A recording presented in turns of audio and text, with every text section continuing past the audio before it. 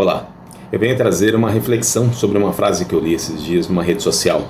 Eu acho importante que a gente pense sobre ela, porque ela traz, aparentemente, no primeiro momento, uma coisa boa, mas ela não é boa. Essa frase é a seguinte: religião é para as pessoas que temem o inferno, espiritualidade é para as pessoas que já passaram por ele.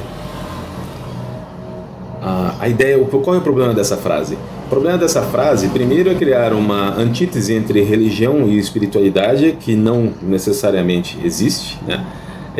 A ideia é que a pessoa que fala ela senta naquela postura arrogante: eu sou espiritualista, não sou religioso, então eu crio um adjetivo, eu crio uma visão pejorativa da religião e eu digo, eu não faço parte disso e por isso eu sou superior. Os religiosos, aquele gado que fica indo na igreja, como se todo religioso também fosse assim, né? Como se você não tivesse religiosos que foram grandes filósofos, grandes instrutores da humanidade, inclusive, que fundaram religiões.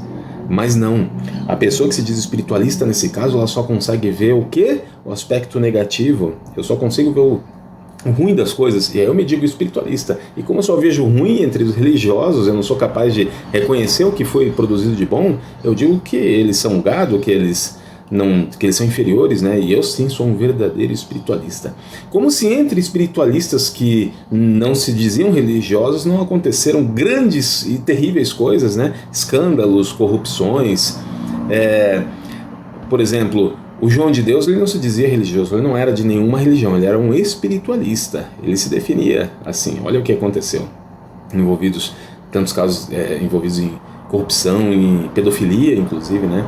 O Prem Baba, que eu gostava muito dele, um religioso, um espiritualista que não se dizia religioso, aconteceu aí, né, o caso de se envolver com mulheres casadas, que houve processos, os maridos entraram com processo. O Gurdjieff, com todos os escândalos dele, o Gurdjieff era anti-religião, um espiritualista anti-religioso. Olha quanta coisa Gurdjieff fez, quanta coisa feia aconteceu. Me lembro também na cidade de Alto Paraíso, que é a cidade que eu amo, a cidade do meu coração. Tem muita gente que se denomina espiritualista. Talvez seja a cidade com o maior número de grupos espiritualistas. E as pessoas colocam uma bata, colocam uma roupa indiana, falam alguma coisa do que leram de muito superficial. Até hoje não conheci ainda pessoas com profundidade, né? Com certeza tem, não conheci, mas deve ter. Mas a maioria não é. A maioria ali bota uma bata e sai na rua, né? Com aquelas roupas indianas e tudo. E acredita que simplesmente por você estar curtindo o momento, você é um espiritualista. Por que eu citei Alto Paraíso? Porque há algumas semanas teve a Marcha da Maconha em Alto Paraíso.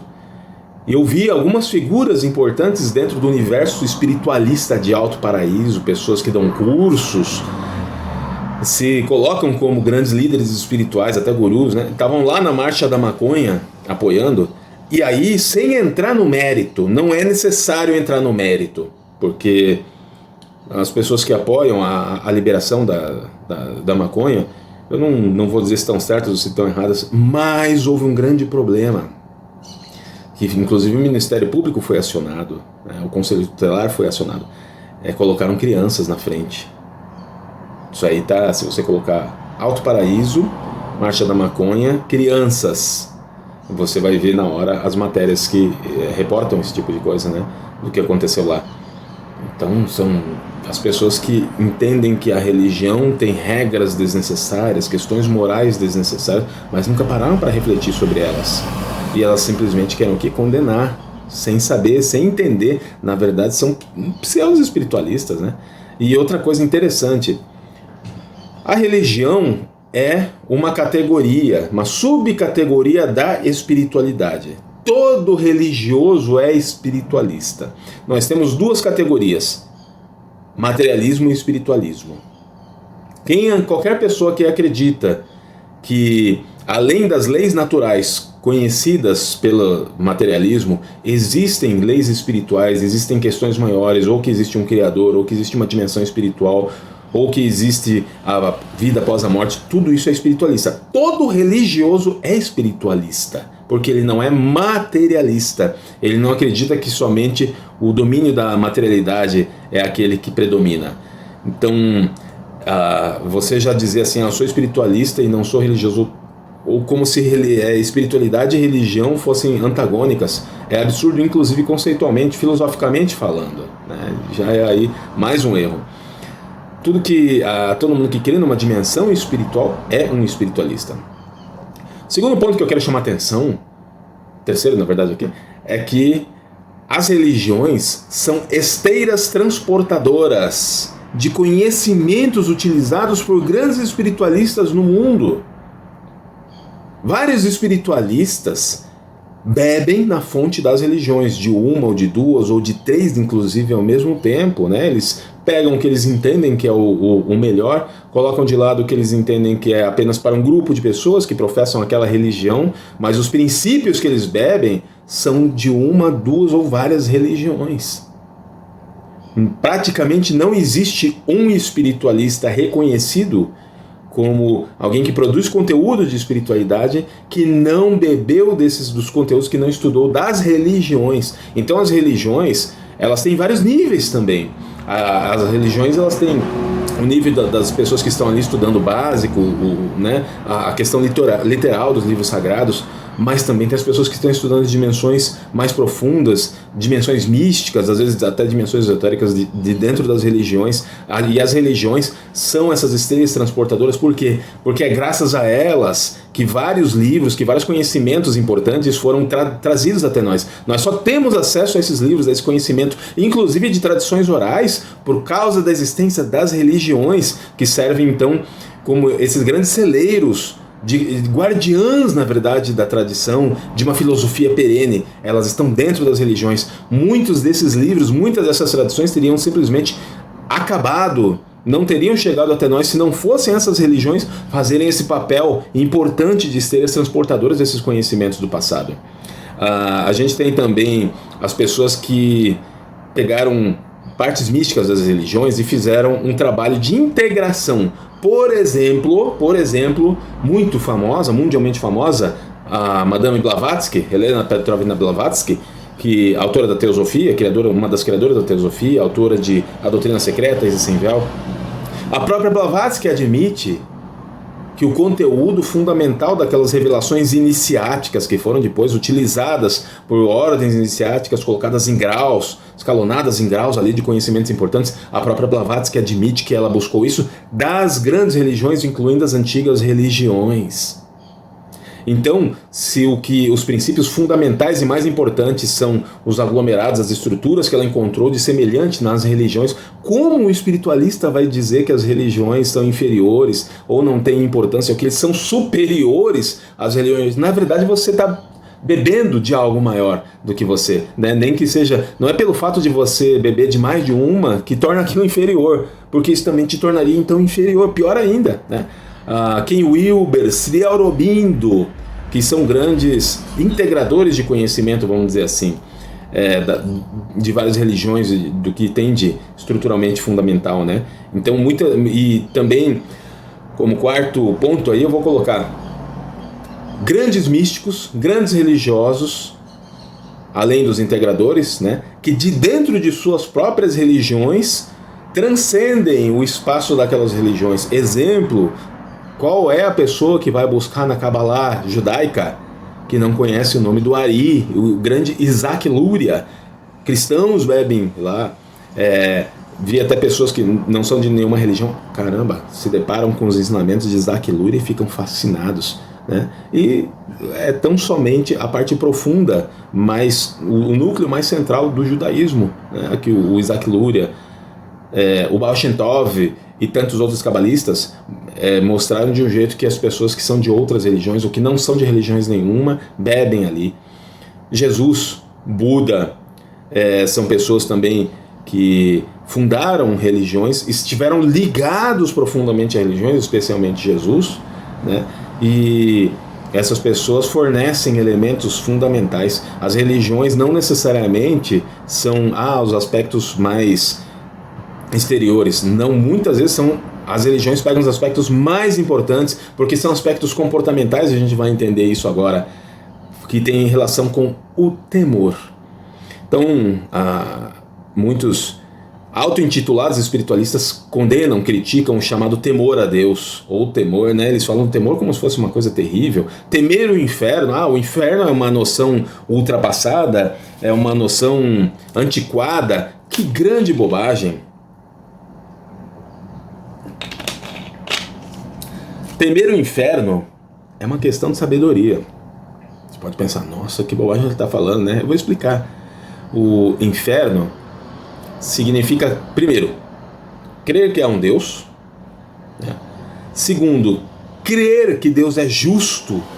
E justiça é o quê?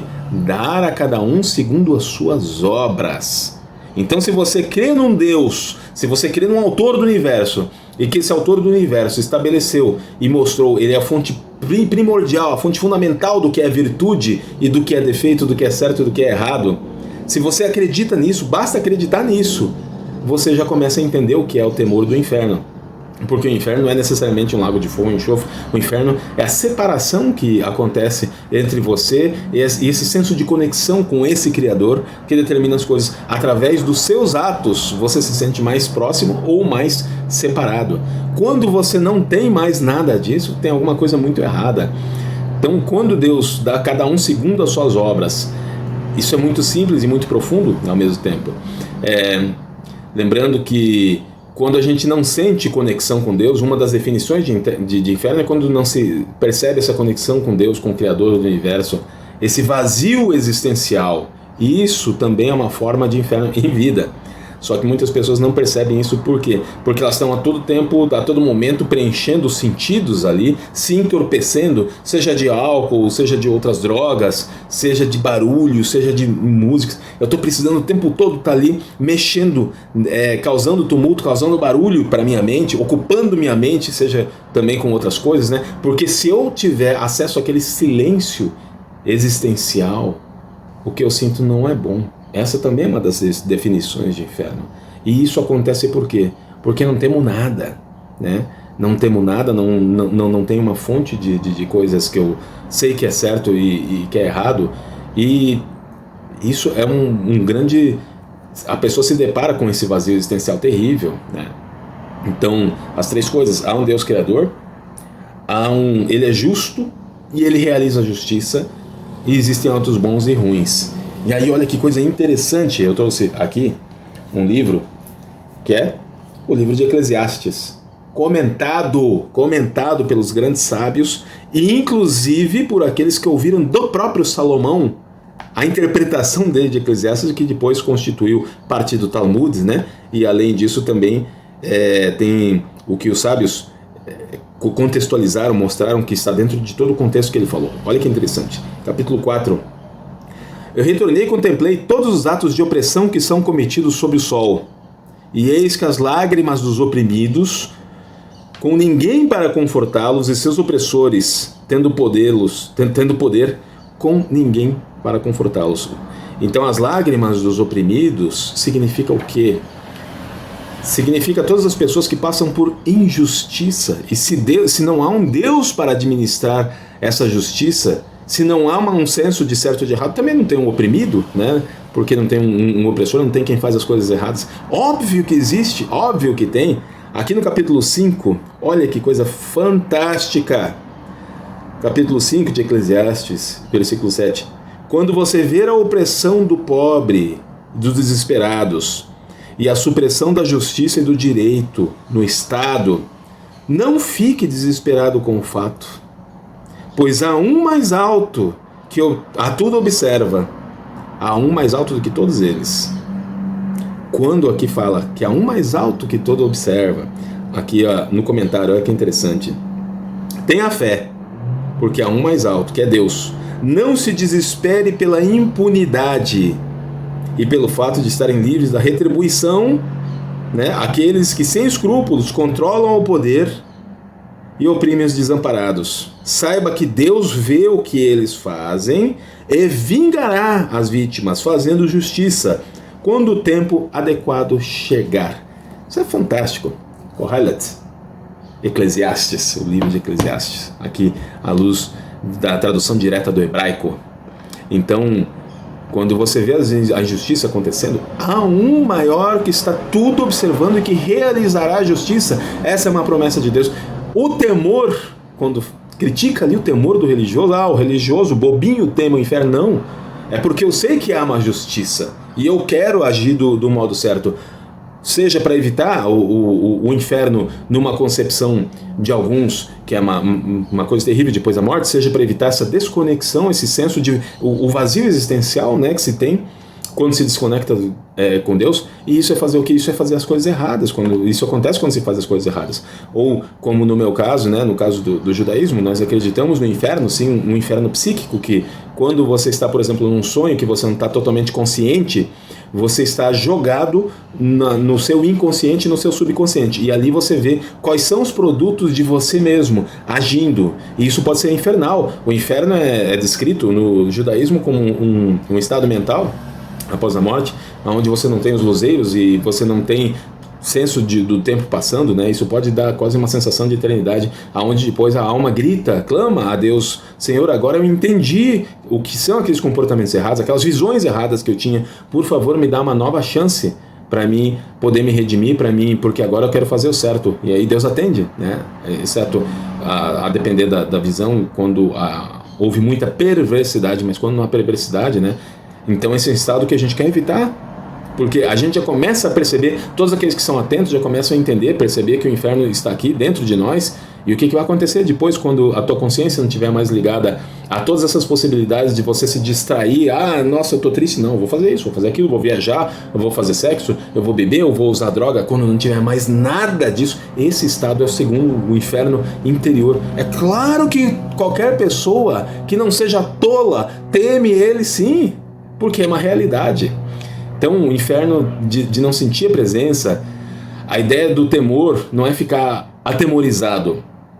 Aqui eu também quero falar rapidamente sobre temor a Deus, a ideia de que algumas pessoas colocam: a pessoa teme a Deus, então ela fica atemorizada diante de Deus. Deus não é uma coisa terrível para ela se ficar com temor, né? Não tem nada disso. O temor é direcionado a Deus, é uma espécie de reverência à enorme grandeza que se observa, que se sente. Sabe quando você chega num lugar maravilhoso, num lugar extremamente alto, e você olha aquela coisa lá de cima e você sente um temor? Esse temor, essa ideia de grandiosidade, de você ser menor do que tudo aquilo, e ainda mais com Deus. Imagine, quem tem esse senso de conexão maior percebe aquela vastidão cósmica preenchida pelo Criador. Isso é o que a gente chama de temor. Não é de ficar com medo, mas eu reconheço como eu sou pequeno diante daquilo. E aí, num segundo sentido, aquele temor que impele a gente, sim, a ser cada vez melhor, a buscar a evolução, por causa que o universo todo está caminhando e você não quer ficar para trás, você quer se tornar uma pessoa cada vez melhor. Do mesmo modo que as pessoas evitam um mal físico, né? Qualquer pessoa que não é tola, ela vai admitir que ela teme os perigos físicos. Você olha para a rua, para os dois lados da rua antes de atravessar: não, eu não tenho medo da morte. Não. Na hora todo mundo tem. Só que a pessoa que ela é arrogante, a pessoa que ela é orgulhosa, a pessoa que ela é muito vaidosa, ela quer dizer que ela não teme nada, né? Ela não tem temor nenhum. Aí na hora que de uma coisa prática ela sai correndo, ou ela fica tão apavorada que ela chega até a paralisar, né? Então, quem não entende que os males espirituais, do mesmo modo que você sabe que o temor das coisas físicas é real, e você admite ele, você não admitir que as coisas espirituais são muitas vezes maiores, mais grandiosas ainda que as questões físicas. Então, se você teme questões físicas, claro que você vai temer também as questões espirituais, né? Quem não teme, quem diz que não teme, é um tolo. Nem parou para pensar em todas essas coisas. Se eu tenho temor das coisas físicas, temor genuíno, né, e porque eu quero cuidar de algo maior, que é a continuidade da minha vida, talvez porque provavelmente eu queira viver, eu gosto de viver, né? Então você dizer, a pessoa que se diz espiritualista e ao mesmo tempo não entende que os males espirituais podem ser tão ou piores do que os males físicos, é uma pessoa tola. Essa pessoa não tem nada a ver, não tem nada que falar sobre espiritualidade, já começa daí. Então, esse aí é o meu recado sobre a frase, né, de que o religioso teme o o inferno e o espiritualista é aquele que já passou por ele. Se ele já passou, de fato ele teme sim, porque ele já viu que não é bom, né? Então essa pessoa que falou essa frase nem sabe o que é uma espiritualidade de fato. E você rebaixar a religião, as pessoas religiosas, a importância das religiões, tudo aquilo que eu falei, você não entender, nunca ter estudado esse tipo de tema, não é um espiritualista de verdade, é alguém que está lá começando, iniciando, não tem a menor noção das coisas que está falando. Então trago aí para reflexão de vocês.